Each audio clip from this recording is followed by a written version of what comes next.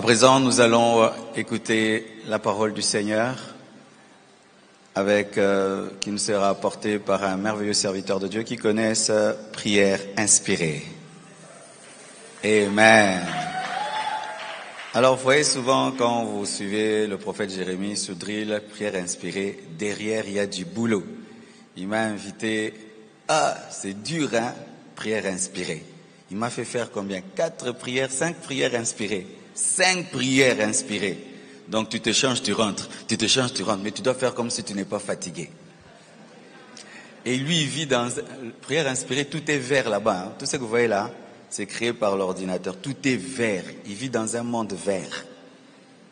Moi, je peux craquer après une année. Je fouille.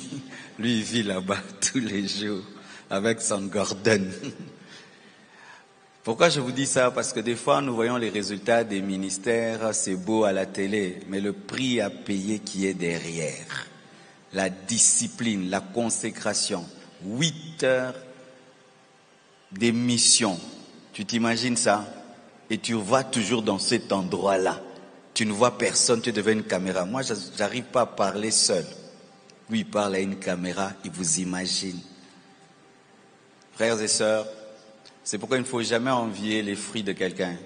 Il faut envier sa sémence. Sa vie de jeûne, sa vie de prière. Il y a un temps, il ne mangeait pas. Maintenant, il a recommencé à manger quand même. Je bénis le Seigneur. Tu veux vivre la gloire de Dieu, respecte les interdits de ton appel, accepte de payer le prix de ton appel, et un jour, il y aura un tout à coup de Dieu. Je crois que la chorale pourra chanter un cantique alors qu'il va s'avancer. Sous vos acclamations, nous recevons le prophète Jérémie Sourdril. Acclamons le Seigneur très très très fort.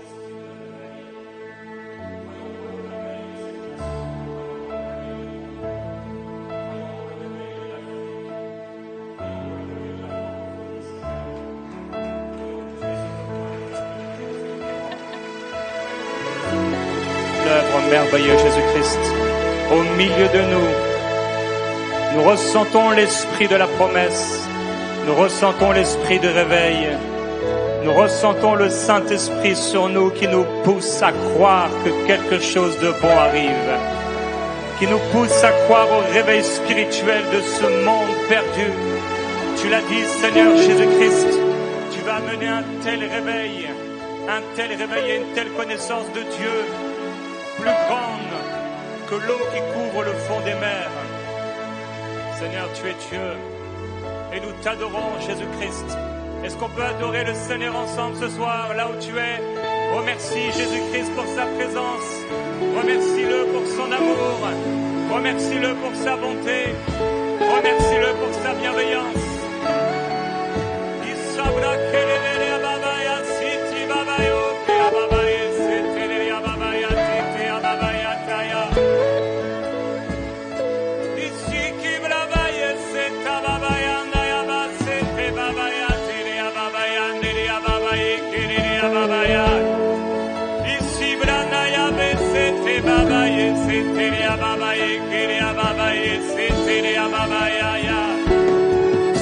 Le réveil et l'espoir de ce monde, le réveil et l'espoir du Congo, le réveil et l'espoir de l'Afrique, le réveil et l'espoir de la francophonie.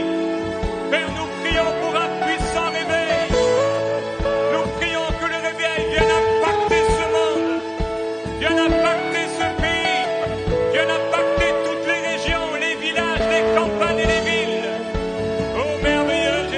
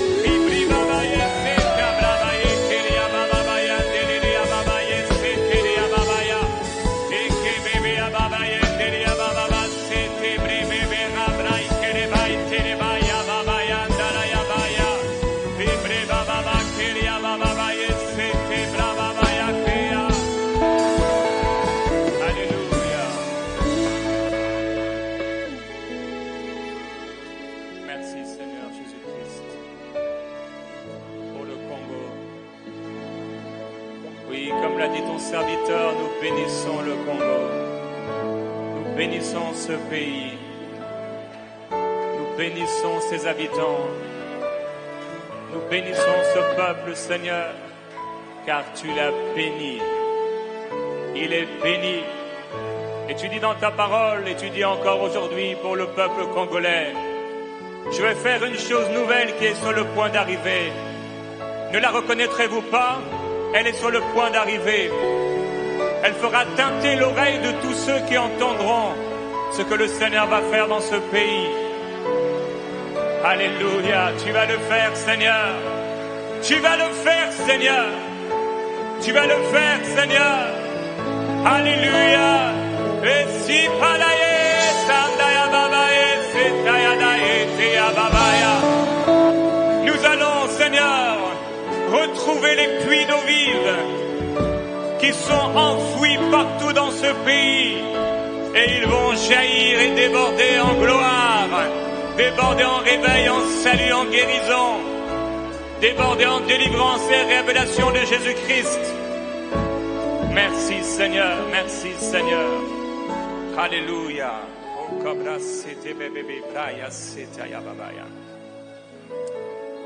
Alléluia. Alors c'est une vraie joie pour moi que d'être au milieu de vous, que le Seigneur vous bénisse abondamment. Alors, je suis heureux cette fois-ci. Malheureusement, Annabelle n'est pas encore là, mais elle m'accompagnera bientôt, je le crois. Aujourd'hui, c'est l'anniversaire de ma fille, aujourd'hui même, qui fête ses 19 ans. Et elles ne sont pas là, mais j'ai sorti Frank Poulin de son congélateur. Au Canada, il fait tellement froid, frères et sœurs. Il était dans sa chambre d'hôtel et c'était un frigo. C'est tellement froid. Bientôt, il y aura des glaçons qui vont couler du plafond. Mais dans ma chambre d'hôtel, c'est le Congo. Alléluia. Vous pouvez vous asseoir, que le Seigneur vous bénisse. Alors, on est heureux d'être là. Merci encore au pasteur Marcelo, à toutes les équipes qui sont là, qui ont organisé ce programme. Nous vous bénissons, merci aux équipes de la louange, aux équipes médiatiques, protocoles et autres, aux équipes d'accueil. Merci infiniment pour tout votre service. Alors, j'aimerais qu'on puisse aller ensemble, s'il vous plaît, dans Genèse au chapitre 11 et au verset 1. Genèse chapitre 11, verset 1.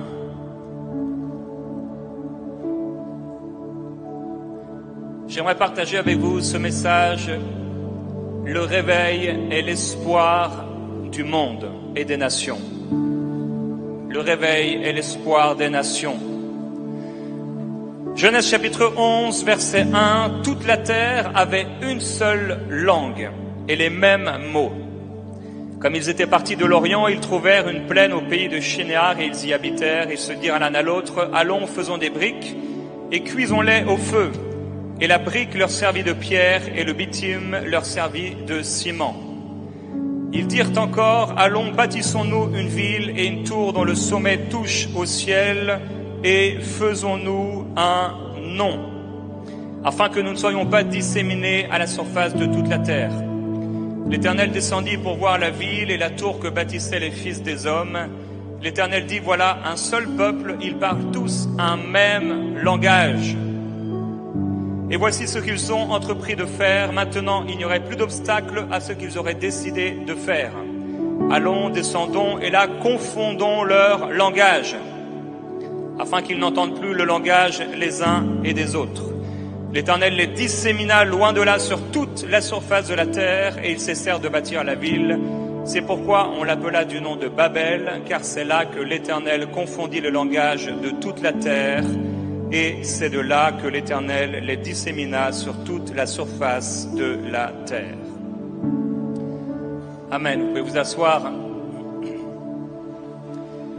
Alors c'est le texte, l'un des textes qui a été partagé par votre pasteur ce matin. Ce texte du désir de l'homme, de l'être humain, d'élever une tour, d'être une seule nation, et de se faire un nom sur toute la terre, une tour qui toucherait jusqu'aux cieux. Et au milieu de ce désir, Dieu vient confondre leur langage, alors qu'ils ne veulent avoir qu'un seul langage, une seule nation. Dieu va confondre leur langage et ils ne vont plus se comprendre. Et cette incompréhension, cette division va les amener à se séparer les uns des autres et à être envoyés partout sur toute la terre, devenir des nations. On va appeler cet endroit du nom de Babel, le même nom finalement que Babylone. Alors, on peut devenir une très grande et une très puissante nation. On peut avoir une même langue qu'on partage ensemble, mais ça ne servira à rien si ce n'est pas Dieu qui bâtit la nation. Si l'Éternel ne bâtit la maison, ceux qui bâtissent, bâtissent en vain. Et si l'Éternel ne garde la maison, celui qui garde veille en vain. Alors, personnellement, j'ai depuis longtemps un amour particulier pour l'Afrique. De temps en temps, je dis à certaines personnes comme Aurélie Tchatchou ou Nadine Kabouya que j'ai du sang congolais certainement en moi.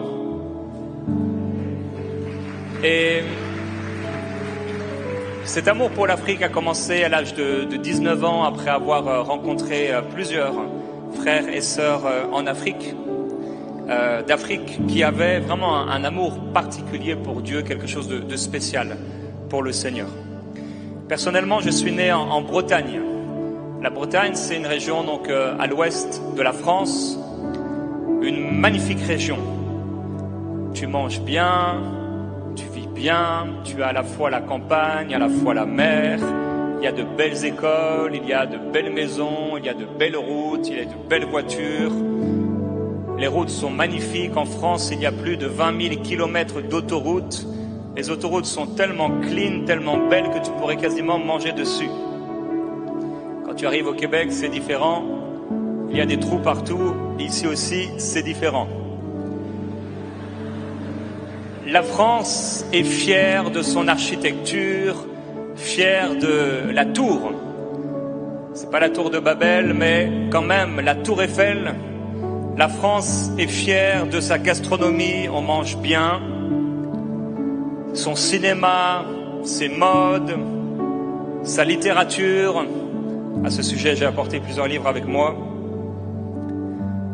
Mon dernier livre, 12 raisons de jeûner. Si vous avez à cœur de jeûner, vous voulez aller plus loin dans le jeûne ou vous voulez découvrir le jeûne, j'ai réalisé qu'on parle souvent du jeûne d'Esther, du jeûne de Daniel, mais Dieu peut nous donner à chacun aussi une manière de jeûner qui nous est propre, une manière particulière qui s'apprend avec le Seigneur. Et cet outil, c'est vraiment un outil pour vous aider. 12 raisons de jeûner, mais également 12 types de jeûne.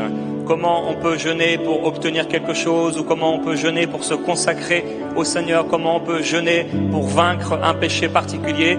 Donc ce livre est disponible pour vous, j'en ai amené quelques centaines ici, donc c'est disponible pour vous. Il y a aussi le livre 365 jours au cœur des proverbes. Parfois on se réveille le matin, on a besoin d'être édifié, la parole de Dieu est là, mais aussi on peut avoir une pensée de la parole de Dieu.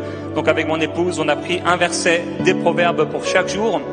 Et on vous encourage avec un verset des proverbes chaque jour, donc avec une pensée courte qui est là pour vous. Ça, c'est la suite du livre Walk in Love. Vous connaissez le chant Walk in Love, suite à un songe que le Seigneur m'a donné une nuit où il m'a encouragé à marcher dans l'amour. Et ça, c'est le deuxième tome, donc un livre qui fortifie le cœur des leaders. On oublie souvent que les leaders, nos pasteurs, les responsables de groupes de maison, de groupes de prière, ou tous ceux qui ont à cœur de servir le Seigneur, passent eux aussi par des moments difficiles, des pressions de toutes sortes, des trahisons de toutes sortes. Ce livre est là pour vous encourager. Et finalement, l'amour injuste comment on peut aimer le Seigneur comme il le mérite. À l'intérieur, il y a un CD MP3. Je lis le livre en entier pour vous. L'amour injuste, comment on peut aimer Dieu comme il le mérite. Dieu a été méprisé, abandonné, rejeté depuis la nuit des temps, et également plusieurs d'entre nous, et vous allez être encouragés à être guéris, restaurés, mais aussi à pouvoir vous approcher du Seigneur et l'aimer comme il le mérite. Amen. Alors la France est fière de toutes ces choses au niveau de son industrie aéronautique, son système de protection sociale, sa modernité, etc., etc. En France, s'il t'arrive quelque chose, tu te blesses, tu vas aux urgences, tu es pris automatiquement en soins, on s'occupe de toi, etc. Quand je suis arrivé au Québec, j'ai réalisé que tu pouvais rester 24 heures en souffrant, faire la queue pendant 24 heures, tu as le bras cassé et on te laisse là. Ton enfant a le bras cassé, on peut le laisser là pendant des heures et des heures. Certains passent 30 heures aux urgences alors qu'ils sont blessés.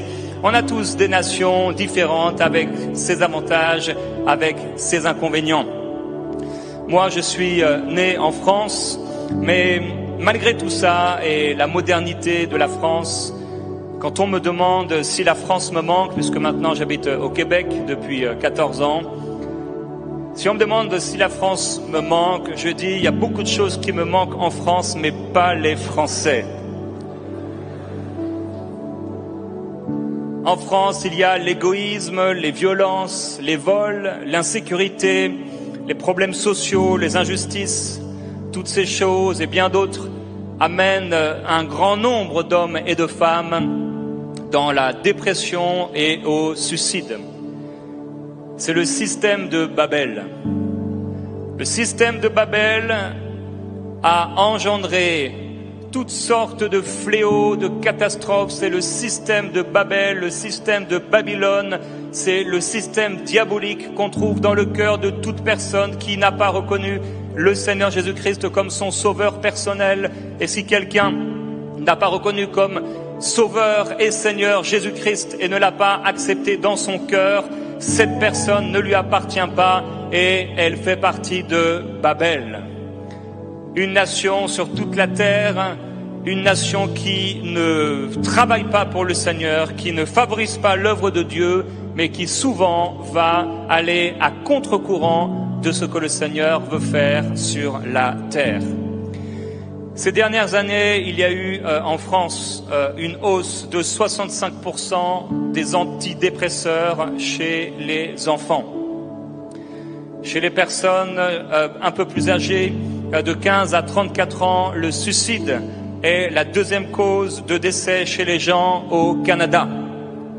Beaucoup de frères de la diaspora que j'ai pu rencontrer depuis 20 ans maintenant, alors que j'étais en France et plus tard au Canada, j'ai vu plusieurs frères et sœurs qui habitaient en Afrique, particulièrement au Congo. Au Congo, ils étaient fervents, ils servaient le Seigneur et je les ai vus plusieurs abandonner Dieu parce qu'ils étaient dans un pays ou dans des pays où Dieu n'était pas respecté, honoré, recherché. Quelqu'un a dit que l'herbe est souvent plus verte chez le voisin. Quand je viens au Congo, comme l'a dit Frank, c'est le même constat que j'ai. Ce que vous vivez n'est pas normal. En tout cas, pas la normalité. Il y a une ferveur, il y a une grâce. L'Esprit du Seigneur est sur ce pays. L'Esprit de Dieu se manifeste. Il y a un respect pour Dieu. Il y a un amour pour Dieu, bien sûr, qui peut grandir, un respect pour Dieu qui peut grandir. Mais on peut dire que Dieu est présent. On peut dire que Dieu est présent.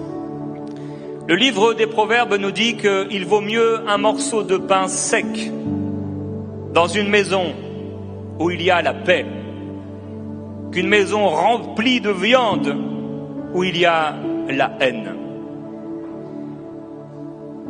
La parole de Dieu est en train de nous dire qu'en fait, on peut être dans un endroit, une maison où il y a un manque, mais vaut mieux vivre dans ce manque, là où il y a la paix avec Dieu, la paix de Dieu, la présence de Dieu, qu'un endroit rempli de viande, où il y a la haine, où il y a le péché, où on déshonore le Seigneur.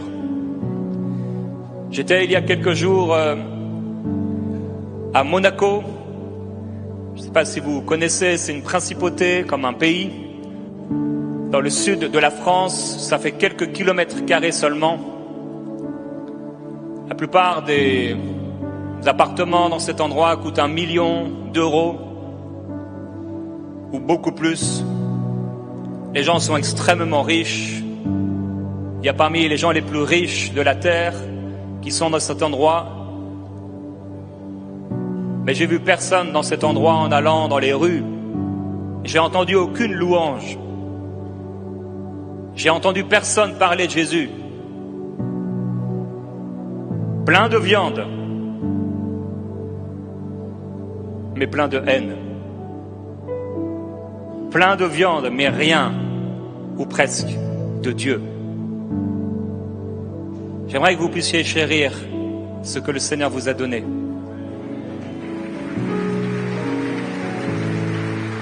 La grâce d'avoir des hommes et des femmes qui marchent avec Dieu dans votre pays, qui ont marché avec Dieu, comme l'a partagé Frank. Il a partagé plus les réveils qui ont eu lieu en Europe ou en Amérique. Il y a eu bien sûr des réveils ici même, dans ce pays. Et vous êtes les fruits de ces réveils. Et si on peut le dire, de ce réveil qui est déjà là. Le réveil, c'est maintenant. Des hommes et des femmes qui ont marché avec le Seigneur, qui ont payé un grand prix, prêché l'évangile.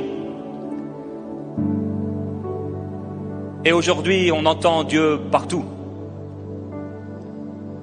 J'ai jamais été, je crois, dans une église, une fois au Québec.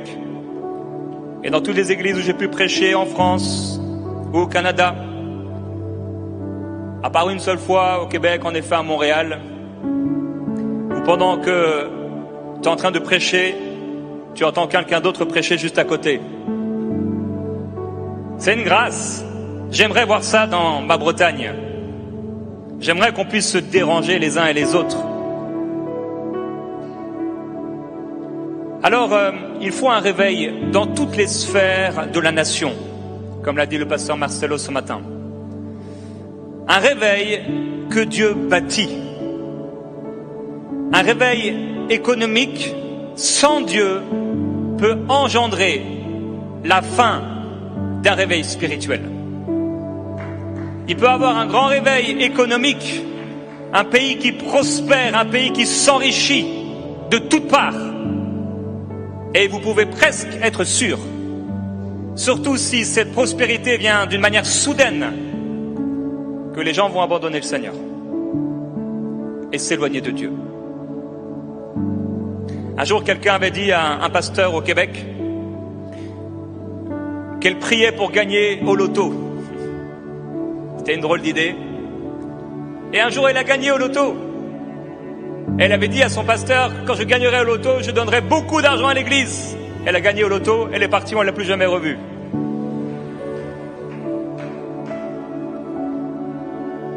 Alors, dans certains pays, le réveil spirituel n'a pas du tout changé la situation économique du pays.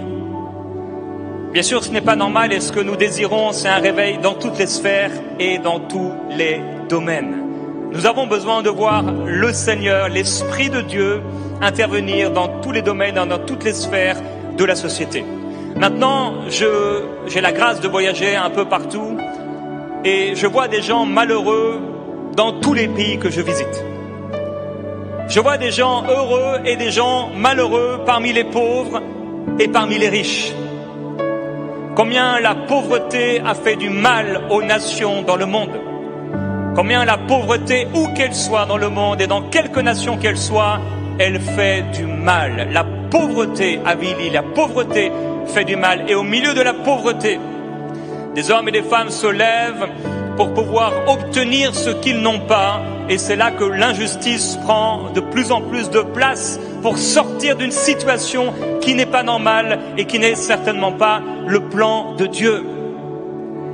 Mais en même temps, la richesse, lorsque elle est mal gérée, elle va engendrer elle aussi toutes sortes d'autres problèmes. L'amour de l'argent particulièrement est la racine de tous les maux.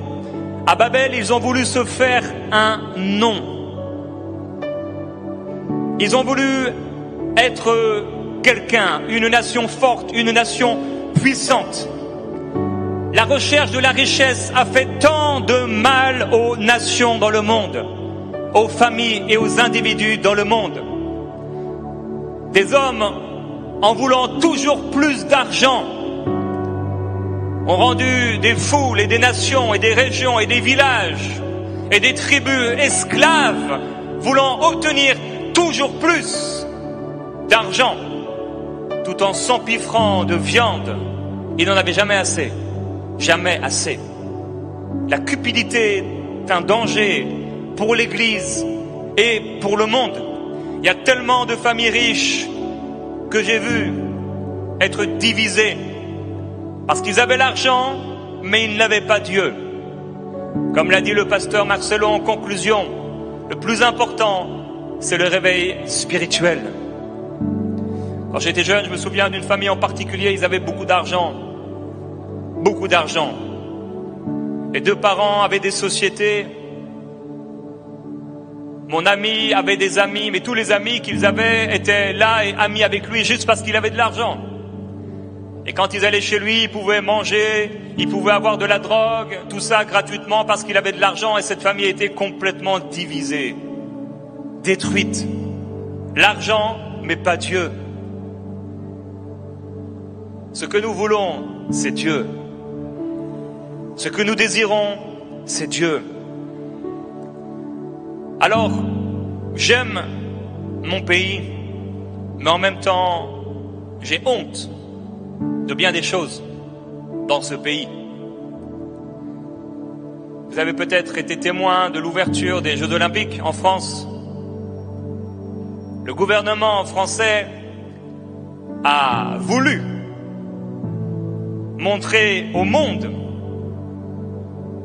la gloire de la France à travers l'impudicité, l'apologie de la dépravation sexuelle, de l'immoralité, de l'adultère. Au milieu de tout cela, de la nudité et autres, des enfants, avec tout un programme en France et dans plusieurs pays du monde pour rendre ces enfants, enlever leur identité, enlever leur pureté, enlever leur espoir en Dieu, leur espoir en quelque chose, et les rendre esclaves d'un système, le système de Babylone. Un pays peut être très beau à l'extérieur, une famille peut être très riche, une maison peut être très belle. Un homme, une femme peut être très bien habillé. Mais alors même que quelqu'un sourit, son cœur peut être dans une détresse profonde, terrible. Ce que nous désirons, c'est Dieu. Dans ce pays de la France, il y a tellement d'inégalités sociales, les mensonges, la haine, c'est l'esprit de Babel. On ne peut pas en être fier.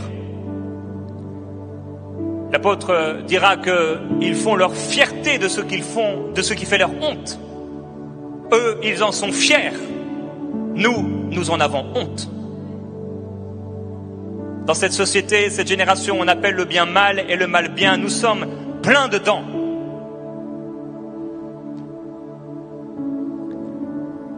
Quand le péché est encouragé, quand le péché se retrouve dans les plus hautes sphères de la politique, des médias, il y a eu tout un travail des médias et des nations, et de la nation française depuis plusieurs années maintenant, des États-Unis, du Canada,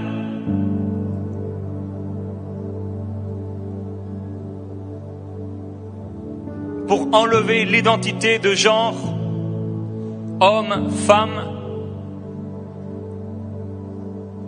les médias, avec le prince de ce monde, le prince de ce siècle, ont travaillé fortement pour créer des organisations obligeant le cinéma, les journaux, etc., à pouvoir produire des films où à chaque fois, l'identité allait être remise en question, allait être bafouée, allait être écrasée, amenant dans la tête de millions et de millions de jeunes garçons, de jeunes filles, des idées tordues, perdues, sans père, sans repère, au milieu de cette génération complètement égoïste et perdue. C'est le premier trait dont va parler l'apôtre Paul. Dans les derniers temps, les gens seront égoïstes, amis de l'argent. L'égoïsme est devenu si profond, si profond.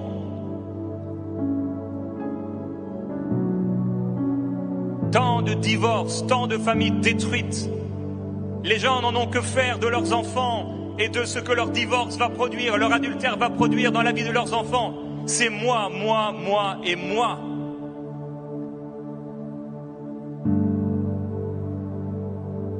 Notre espoir, c'est le réveil. Le thème de cette conférence, c'est le réveil d'une nation. Pourquoi pas le réveil de la nation?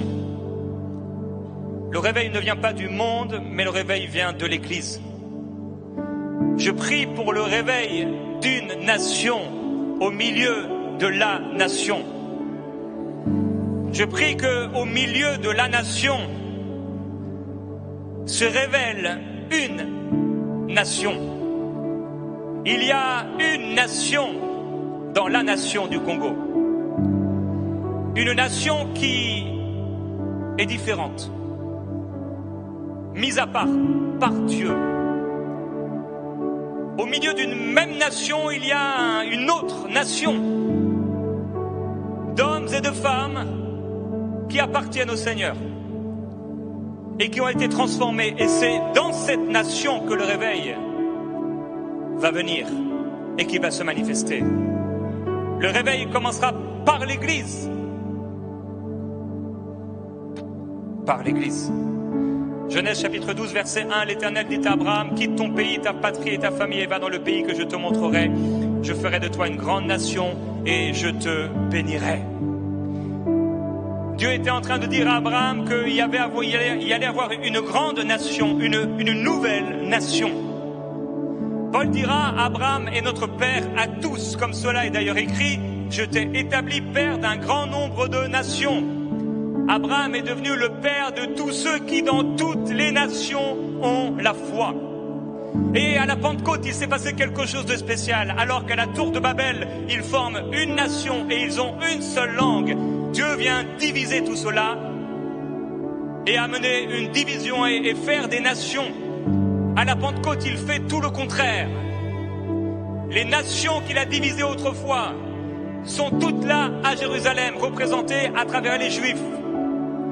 Et il y a les 120 qui sont là dans la chambre haute, en train de prier parce qu'ils croient en un réveil spirituel.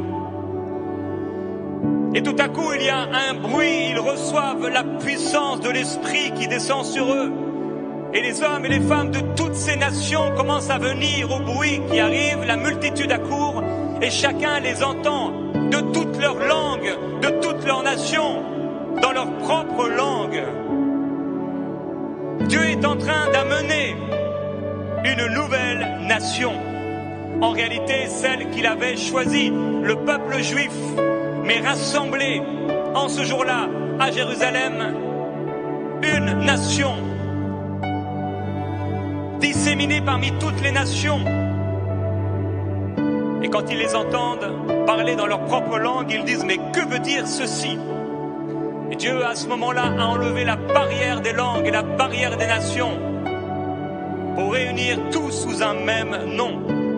Pierre va se retrouver quelques mois après cela dans une maison de païens. Et lorsque il va commencer à prêcher l'évangile, après avoir reçu la vision de la nappe qui descend, et Dieu de lui dire « Tu, lève-toi, tue et mange. Ce que je considère comme pur, ne le considère pas comme impur. » puisque Pierre et les apôtres considéraient encore les autres nations comme impures, Pierre va avoir une révélation extraordinaire et il va dire en vérité, je réalise que Dieu ne regarde pas à l'apparence des personnes. Dieu ne fait pas de différence entre les hommes. Mais qu'en toute nation, celui qui le craint et qui pratique la justice lui est agréable. Et comme Pierre est en train de prononcer ces mots à propos de Jésus-Christ, le Saint-Esprit descend sur eux et ils se mettent à parler en d'autres langues alors que ce sont des païens. Mais j'aimerais te poser la question, si tu es païen et que tu as le Saint-Esprit, est-ce que tu es encore païen? Si tu es arabe, puisqu'il y avait des arabes et que tu as le Saint-Esprit, est-ce que tu es encore arabe? Si tu es congolais et que tu as le Saint-Esprit, est-ce que tu es encore congolais? Tu es devenu fils de Dieu. Selon qu'il est écrit dans Galates au chapitre 3, verset 26. Car vous êtes tous, c'est qui tous? C'est nous tous dans toutes les nations. Vous êtes tous fils de Dieu par la foi en Jésus-Christ. Vous tous qui avez été baptisés en Christ, vous avez revêtu Christ et il n'y a plus ni juif ni grec.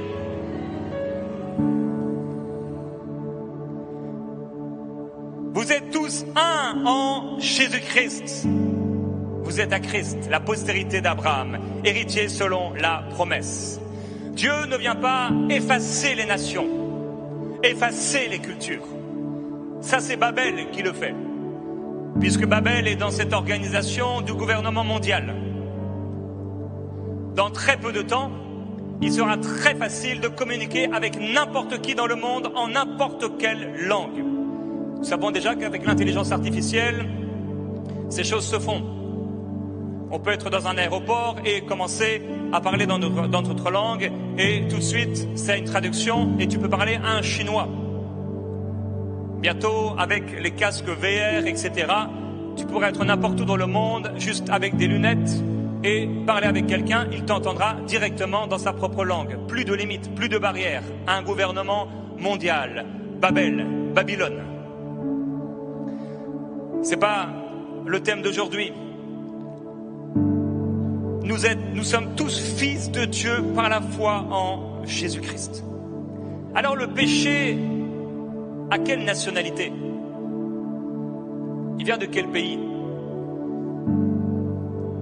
Le salut, on peut dire qu'il vient des Juifs. Mais est-ce que Dieu est juif? Non.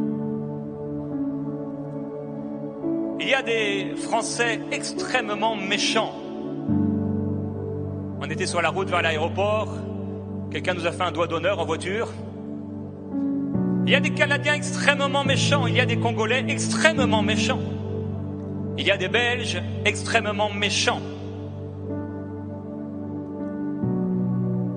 Il y a des faux pasteurs. Mais il y a des vrais pasteurs. Il y a des Français qui sont très gentils. Il y a des Congolais qui sont très gentils. Il y a des Chinois, oui, qui sont très gentils. À partir du moment où il y a eu deux frères, la haine est entrée dans le monde, Caïn et Abel. Deux frères, les deux premiers frères, la haine, la jalousie et la méchanceté se sont manifestés. Il n'est pas étonnant encore de voir ces choses être manifestées partout dans le monde. Le Dieu de la Pentecôte a rassemblé les nations qu'il avait divisées en une seule nation, mais non seulement une seule nation, celle du peuple juif, mais une nouvelle nation, ceux qui lui appartiennent. Selon qu'il est écrit, quiconque invoquera le nom du Seigneur sera sauvé. La réalité, frères et sœurs, c'est que vous et moi, nous appartenons à une même nation. Frank Poulin appartient à une même nation. Quelle que soit ton origine, si tu es né de nouveau, tu appartiens à la même nation que tous les enfants de Dieu représentés dans le monde entier. Tu es fils du Dieu vivant, fils de Dieu. Alors tu peux être né quelque part, mais en réalité tu es fils de Dieu. Aujourd'hui, être français, ça ne veut plus rien dire. Être canadien, ça ne veut plus rien dire. J'ai un passeport français européen. J'ai maintenant un passeport canadien.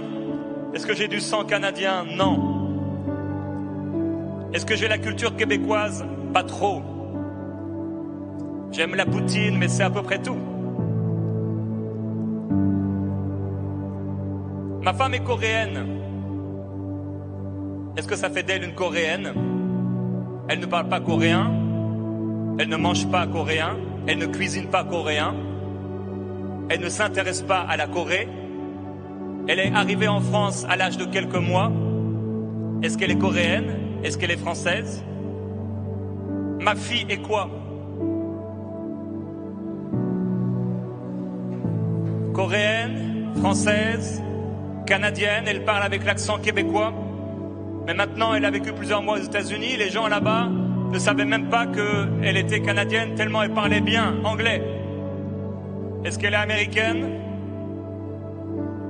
Mon grand-père avait fait un arbre généalogique. Il a payé une entreprise pour cela.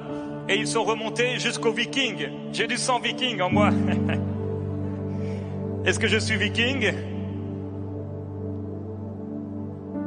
Je suis fils de Dieu. Alléluia. C'est pour ça qu'à la fin, la parole de Dieu nous déclare qu'il va avoir une gigantesque foule qui va crier dans les cieux. À l'agneau de Dieu soit la gloire, la victoire, le règne, la puissance et la louange au siècle des siècles. Frères et sœurs, dans quelle langue on va parler?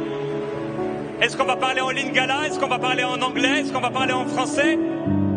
Non, la langue de Dieu. La langue de Dieu.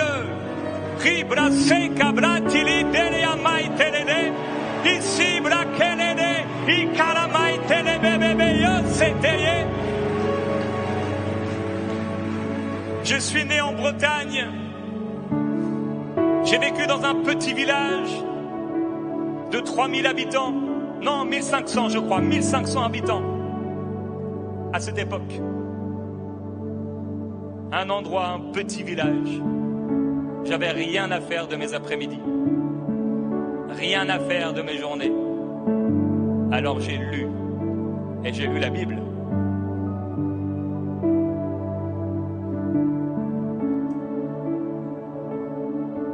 Nous sommes d'un autre royaume. Nous avons une autre cité. C'est pourquoi le réveil d'une nation, c'est le réveil des hommes et des femmes dans cette nation, quelle que soit leur origine. Quand des hommes et des femmes en grand nombre dans une nation vivent un réveil, normalement la nation va vivre ce réveil. À moins que ce soit un réveil ethnique dans un pays en particulier. Mais normalement, toute la société et la nation est touchée par le réveil. Quelle que soit l'origine des gens. L'évangéliste Reinhard Bonnke a été fortement utilisé, nous le savons, en Afrique. Dieu utilise qui il veut et quand il veut. Il fait ce qu'il veut et comme l'a rappelé Frank, Dieu a sa manière de faire et si Dieu fait de cette manière, eh bien il fait de cette manière.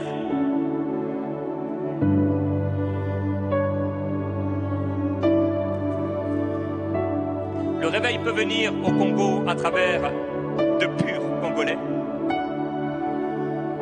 mais aussi des personnes qui habitent dans ce pays ou ailleurs, qui sont nés ailleurs. Il peut venir par des hommes de différentes tribus, cela importe peu le Seigneur. Ce que Dieu veut, c'est les cœurs, le réveil des cœurs. Nous, on regarde à l'apparence pour savoir à qui parler, avec qui nous tenir, mais pas Dieu. Le réveil des cœurs va détruire le système de Babel. Le réveil des cœurs, le réveil de l'Église va détruire le système de Babylone. En fait, Dieu est en train de faire quelque chose en RDC. Avec l'établissement d'églises de plus en plus fortes, des églises missionnaires. Les pasteurs et les chrétiens congolais inspirent et édifient de plus en plus d'hommes et de femmes partout dans la francophonie. Il faut une église qui marche dans l'amour. Une église qui marche dans la justice, qui manifeste la justice. Si une église marche dans l'amour, elle manifestera la justice. Dieu est en train de faire quelque chose ici, nous pouvons le voir. Mais Dieu dit à travers le prophète Jérémie, au chapitre 22, « Malheur à celui qui bâtit sa maison par l'injustice et ses chambres par l'iniquité, qui fait travailler son prochain sans le payer, sans lui donner son salaire, et qui dit « Je me bâtirai une vaste maison et des chambres spacieuses. Est-ce que tu règnes parce que tu as de la passion pour le cèdre ou pour le bois? Ton père ne mangeait-il pas, ne buvait-il pas, mais il pratiquait la justice et l'équité, et il fut heureux. Il jugeait la cause du pauvre et de l'indigent, et il fut heureux. N'est-ce pas ça, me connaître, dit l'Éternel? Mais tu n'as des yeux et un cœur que pour te livrer à la cupidité, pour répandre le sang innocent et pour exercer l'oppression et la violence. Ça, c'est le système de Babel. Qu'on ne retrouve pas ce système dans nos églises, qu'on ne retrouve pas ce système dans nos vies, qu'on ne retrouve pas ce système dans nos maisons, qu'on ne retrouve pas ce système dans nos couples, dans nos familles. Les systèmes de Babylone, les systèmes de Babel doivent être éradiqués de nos vies, éradiqués de nos maisons, éradiqués de nos églises. La cupidité, l'immoralité ne doit même pas être mentionnée parmi nous comme il convient à des saints. Frères et sœurs, si vous voyez la cupidité se lever dans votre cœur, mettez-vous en face à face avec Dieu et traitez cela. Si vous voyez l'immoralité se lever dans votre vie, traitez cela avec le Saint-Esprit et soyez délivrés, et que l'esprit de réveil vous fasse voir votre péché tel qu'il est vraiment, un péché qui déshonore l'esprit qui vous a sauvé. Le péché devrait ne pas nous laisser indifférents, on devrait être dérangé d'avoir péché. Mais quand dans l'Église de plus en plus de chrétiens, de chrétiennes peuvent vivre facilement avec le péché, nous avons besoin d'un réveil. Quand des hommes mariés et qui vont à l'église trompent leurs femmes avec une collègue de travail, nous avons besoin d'un réveil. Quand nous voyons nos enfants tomber dans la drogue, dans l'immoralité, nos enfants envoyer des photos d'eux nus sur les réseaux sociaux à des inconnus, nous avons besoin d'un réveil. L'Église a besoin d'un réveil profond, d'une sanctification telle que nous ne cachons plus rien avec la personne avec qui nous vivons. Cela nous est rendu impossible tellement nous savons la crainte de Dieu dans notre cœur. La crainte de Dieu doit revenir dans l'Église. Une telle crainte de Dieu, un tel amour pour Dieu, une telle profondeur avec Dieu, que le péché qui auparavant tu vivais avec, il ne te dérangeait pas trop. Cette fois-ci, tu le traites comme si c'était un démon. Seigneur, cela n'est plus possible. Il n'y a aucun péché dont Dieu ne peut délivrer. Rien. Aucun démon dont Dieu ne peut délivrer. C'est pour la liberté que Christ nous a affranchis. Alors Dieu est en train de faire des choses au Congo. Mais il est aussi en train de faire des choses à travers le Congo.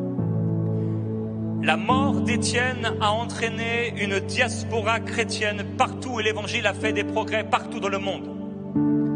Voyez-vous ce qui est en train de se passer? Je peux aller dans une petite église en France, dans une petite ville perdue. Dans cette petite église perdue, je trouverai au moins un Congolais.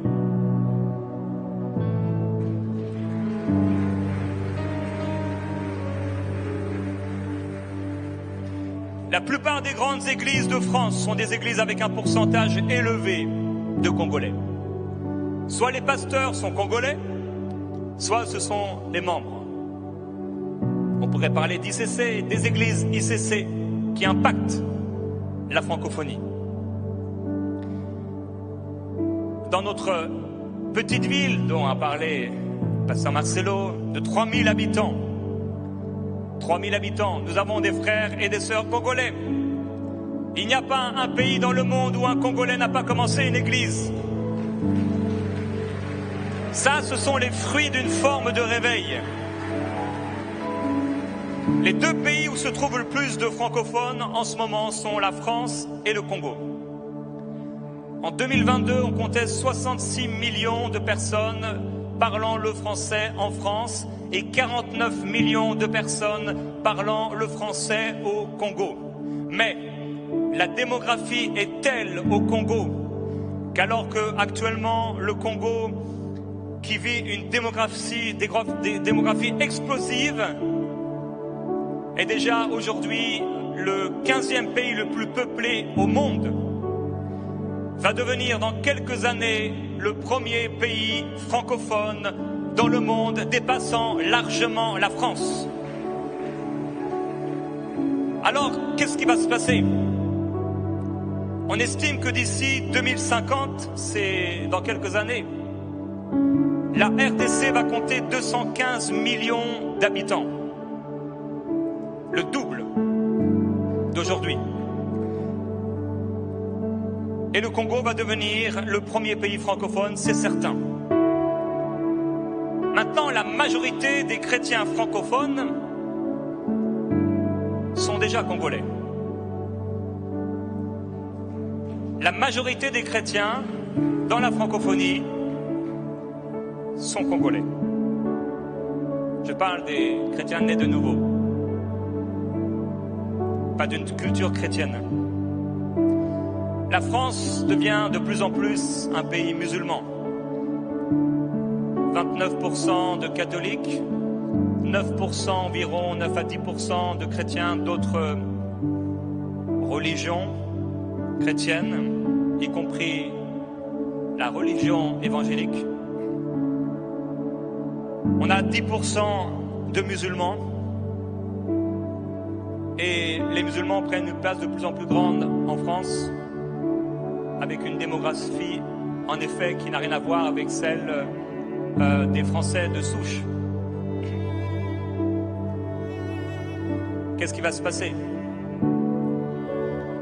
En réalité, ce qui va changer cela, c'est la RDC.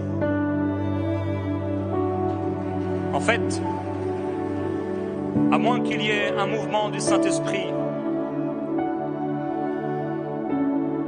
je vais le dire ainsi, parmi les Blancs de France, parce qu'il n'y a pas que des Blancs en France et il n'y a pas que des Blancs français, mais à moins que cela n'arrive, et en fait cela est déjà en train d'arriver, le réveil aujourd'hui qui se vit en France, c'est un réveil qui se vit particulièrement, pas seulement, mais particulièrement à travers les Congolais qui y vivent. Vous ne réalisez peut-être pas l'impact de votre nation dans le monde. Je peux le voir. Je le vois tout le temps.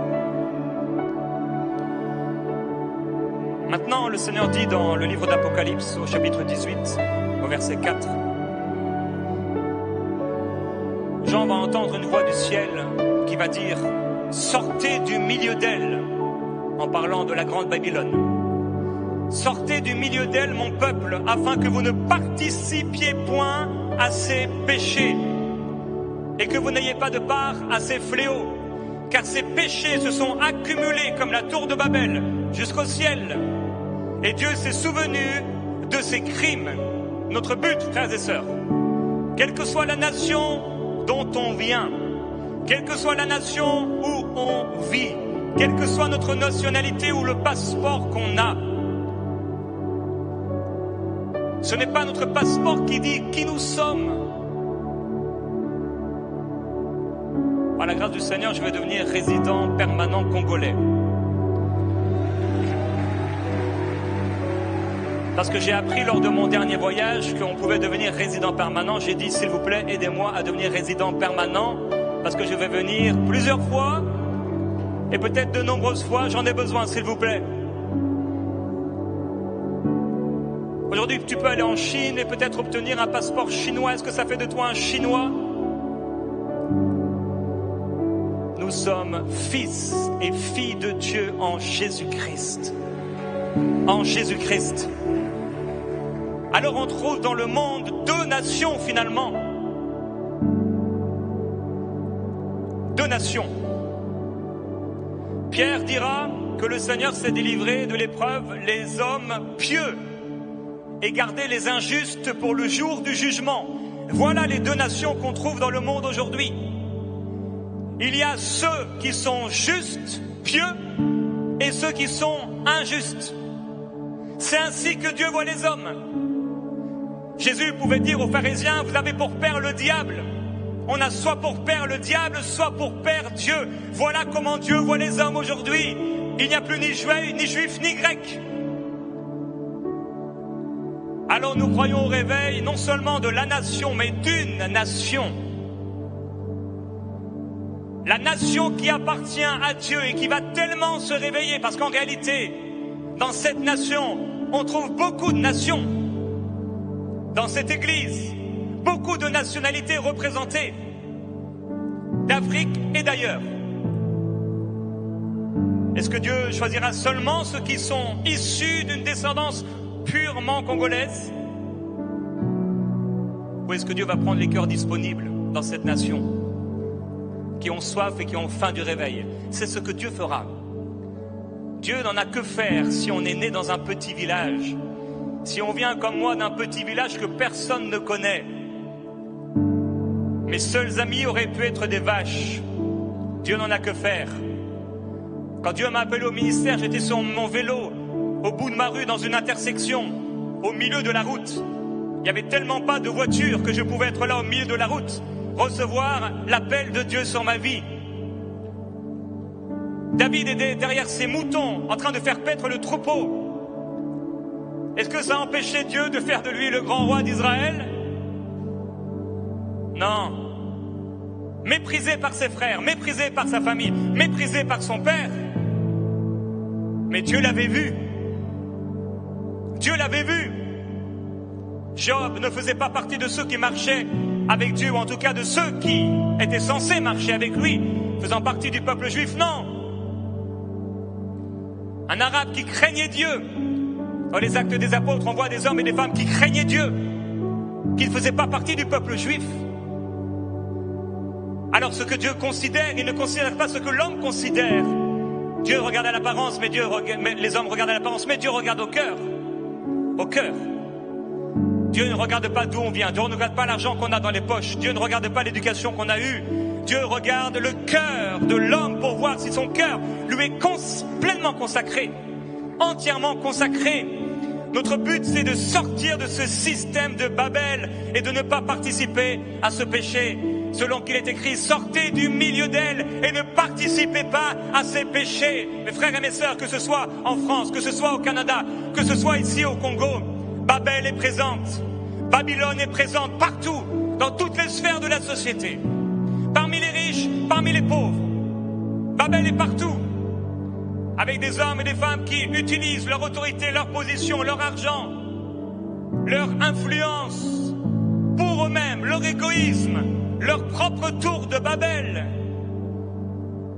Mais nous sommes une autre nation, nous sommes d'un autre peuple, nous sommes d'une autre race, nous sommes un sacerdoce royal, mis à part et choisi pour Dieu.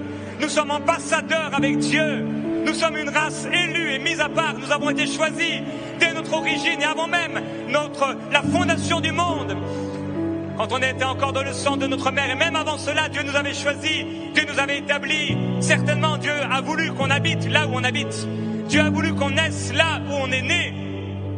Pas pour rien, parce qu'il voulait que nous puissions être là et vivre quelque chose là, et avoir une influence là où il nous a placés pour un temps plus ou moins long. Dieu l'a voulu ainsi. Mais Dieu ne nous voit pas à travers la langue qu'on parle.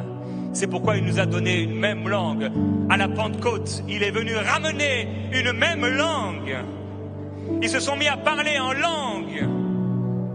En langue. Alors qu'il y avait parmi eux toutes sortes de nations représentées. Alors qu'on retrouve des enfants de Dieu, fils et filles de Dieu dans toutes les nations qui parlent en langue. Un Chinois peut parler en langue. Tu peux parler en langue avec lui. Tu vas peut-être pas comprendre ce qu'il dit dans sa langue, le chinois, mais tu peux être édifié en priant en langue avec lui, le prenant dans les mains et commencer à prier en langue et à prier en langue et sentir la présence de Dieu et réaliser que vous avez le même Père et le même Dieu et le même Esprit qui opère tout en tous selon sa volonté et selon son bon plaisir. Dieu ne fait pas de différence entre les hommes. Il remplit de l'Esprit qui il veut et il choisit qui il veut. Et les rois de la terre, quand ils vont voir Babylone tomber, car son heure arrive et elle tombera en une seule heure, elle tombera. Les marchands de la terre vont pleurer en voyant Babylone tomber parce qu'ils ne pourront plus vendre leur or, leur cargaison d'or, leur argent, leurs esclaves. C'est cet amour de l'argent qui a poussé les colons à rendre des peuples esclaves, anciens et modernes colons, à servir des peuples, à tuer, à violer, à découper des membres, des mains, des pieds, nous le savons. C'est l'amour de l'argent qui pousse les dirigeants des nations et des entreprises à la corruption, au vol, à l'escroquerie, à l'injustice. C'est ce système de Babel qui est à fuir. C'est pas un pays, c'est Babel. C'est pas une nation qui est à fuir, c'est le système dans cette nation, le système de Babylone.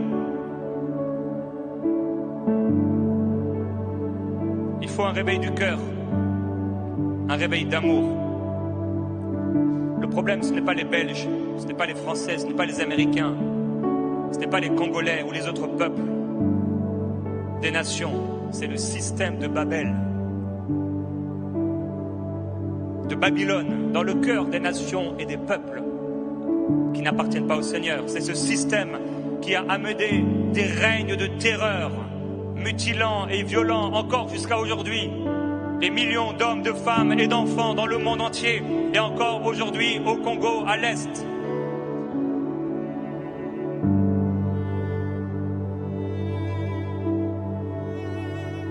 Ces gens ont peut-être le même sang que nous.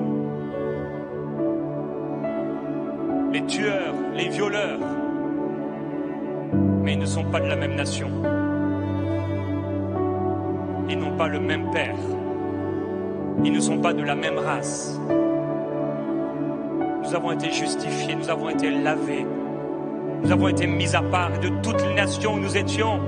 Tu as fait de nous un seul peuple, un seul peuple. Alors partout dans le monde, je peux trouver un homme, un frère, une sœur, et prier avec lui,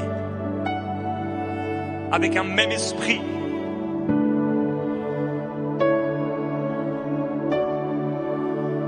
Le Seigneur nous dit à travers l'apôtre Pierre, ne rendez pas mal pour mal ou injure pour injure, bénissez au contraire, car c'est à cela que vous avez été appelés afin d'hériter la bénédiction. Si quelqu'un en effet veut aimer la vie et voir des jours heureux, c'est nous. On veut aimer la vie et voir des jours heureux pour nous-mêmes, nos familles, nos enfants, notre nation. Qu'il préserve sa langue du mal et ses lèvres des paroles trompeuses, qu'il s'éloigne du mal et fasse le bien, qu'il recherche la paix et qu'il la poursuive, car les yeux du Seigneur sont sur les justes et ses oreilles sont attentives à leurs prières. Mais la face du Seigneur est contre tous ceux qui font le mal. Si nous marchons avec Dieu, nous serons exaucés. Certains hommes, philosophes, écrivains et autres, ont créé à leurs époques le concept de race supérieure, idéologie qui a été reprise par Hitler et bien d'autres personnes. Mais Jésus ne parle que de deux types de races sur la terre. Ceux qui ont pour père le diable et ceux qui ont pour père Dieu le Tout-Puissant, le Père des esprits. Ce sont ceux qui ont Dieu comme Père qui se retrouveront dans cette foule nombreuse qu'on trouvera adorant Dieu. C'est nous. C'est vous et moi si nous marchons avec le Seigneur. J'ai grandi dans ce petit village. Et dans ce petit village, aucun de mes voisins ne marchait avec Dieu. Je n'ai jamais entendu parler pendant toutes ces années de Dieu dans ma ville. Aucun de mes grands-parents n'a marché avec Dieu. Est-ce que j'avais un sang maudit? Est-ce que j'étais maudit? Dieu ne fait pas de différence entre les hommes. Dieu veut qu'on vive des jours heureux. Et pour aujourd'hui, pour quelqu'un aujourd'hui, c'est le jour du salut. J'aimerais qu'on puisse fermer nos yeux. Tu es là dans ce lieu ce soir.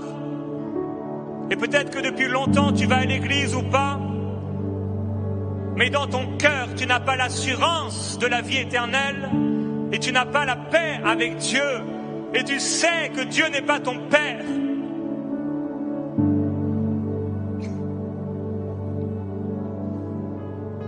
Il est peut-être ton Père dans ta tête, dans ta culture, mais pas dans ton cœur. Si c'est toi aujourd'hui, tu reconnais que tu as péché, que tu es loin de Dieu, que tu as besoin d'appartenir à la race de Dieu, à ceux qui seront enlevés à la rencontre du Seigneur Jésus-Christ, à ceux qui seront sauvés, tu veux recevoir Jésus aujourd'hui, lève-toi là où tu es, s'il te plaît, rapidement.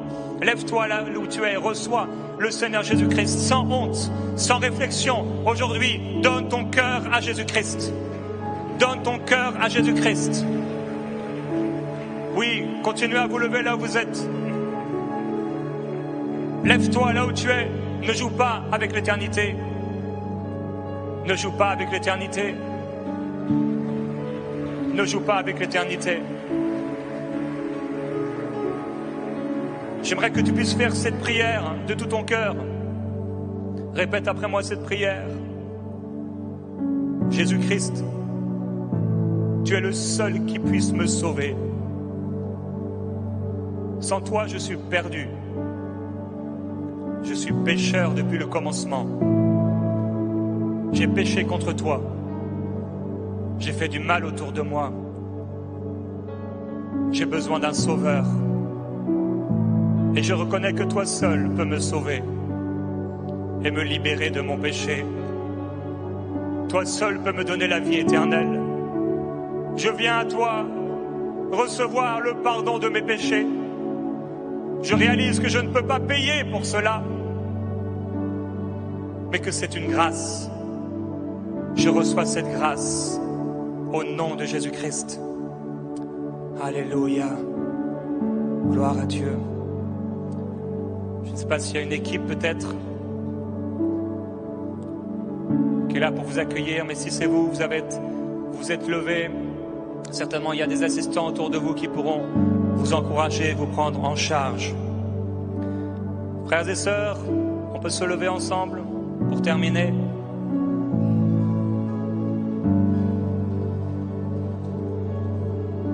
Une chose est sûre,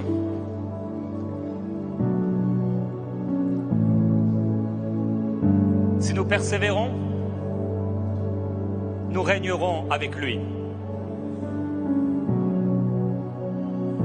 Si nous sommes fidèles, il restera fidèle.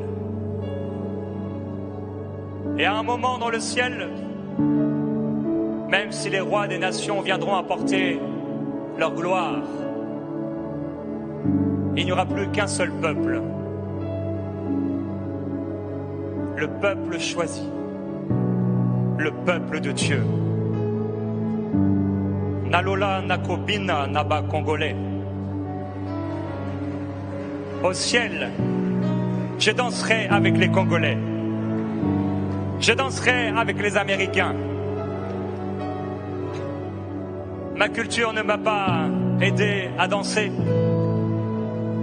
Mais au ciel, je sais que quand j'entrerai à la porte de Jérusalem, je deviendrai un excellent danseur. Et je commencerai à danser comme un Congolais. Parce que le Seigneur m'aura donné un nom nouveau. Arraché de Babylone, arraché de Babel, arraché des péchés, arraché de ce monde, arraché de l'enfer, arraché du chaos et de la destruction. Mon frère, ma sœur, n'es-tu pas heureux que Jésus-Christ t'ait inscrit dans ton cœur? N'es-tu pas heureux d'avoir le Saint-Esprit? Je prie pour terminer cette soirée. Père, je te demande s'il te plaît que l'esprit de réveil que tu as fait habiter dans nos cœurs puisse amener un amour nouveau pour toi, un amour nouveau pour toi, un amour nouveau pour toi, un amour nouveau pour toi, un amour nouveau pour les perdus autour de nous, un amour nouveau pour nos nations, pour les peuples, un amour nouveau pour toute personne qui est loin de toi. Un amour nouveau pour l'Église, un amour nouveau pour nos familles, un amour nouveau pour nos enfants. Le réveil de l'amour, le réveil des cœurs, c'est ma prière, Seigneur. Oh, merveilleux Saint-Esprit, remplis du Saint-Esprit ce soir. Père, je te demande, s'il te plaît, viens amener des visions, viens amener la révélation de Jésus-Christ dans les cœurs, viens amener des révélations surnaturelles, une compréhension des mystères, une compréhension des plans de Dieu que tu veux amener dans cette génération, une compréhension, une sagesse inégalable, une intelligence incroyable, au nom de Jésus-Christ, afin de faire sortir les peuples du chaos, afin de faire sortir des peuples et des nations Babel, l'esprit de Babylone, les esprits d'antichrist, les esprits d'immoralité, de cupidité, les esprits mauvais, d'impureté. Merveilleux Jésus-Christ, viens glorifier ton nom à travers l'Église et viens purifier et libérer encore une multitude d'hommes et de femmes partout dans le monde, partout dans la francophonie, partout au Congo. Seigneur, viens et que l'eau vive soit distribuée dans les cœurs au nom de Jésus-Christ. Alléluia. Rekibra sakarabai telebe bebebaya sete. Ribri baba baba bro korodoya sete braba baba sete le babaya. Commence à prier en esprit parce que l'esprit sait ce que tu dois prier maintenant. Ribra mama siki braba baba seka babayo. Ribra baba sika labai telebai kelebaya. Commence à prier une prière du cœur, une prière de feu, une prière fervente. Dieu t'a donné la prière en langue pour cela, pour pouvoir prier les choses que tu ne connais pas et préparer les choses qui sont devant toi et les choses que Dieu a préparées pour toi, les choses que Dieu a préparées pour ta région, pour ta famille, pour ta génération, pour ton église.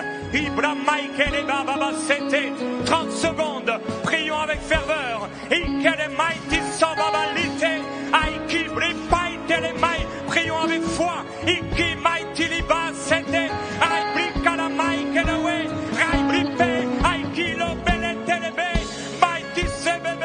Je vois le diable tomber comme un éclair au Congo au nom de Jésus-Christ et l'Esprit de Dieu envahir ce pays, envahir les églises au nom de Jésus-Christ. Amen, amen, amen. Que Dieu vous bénisse.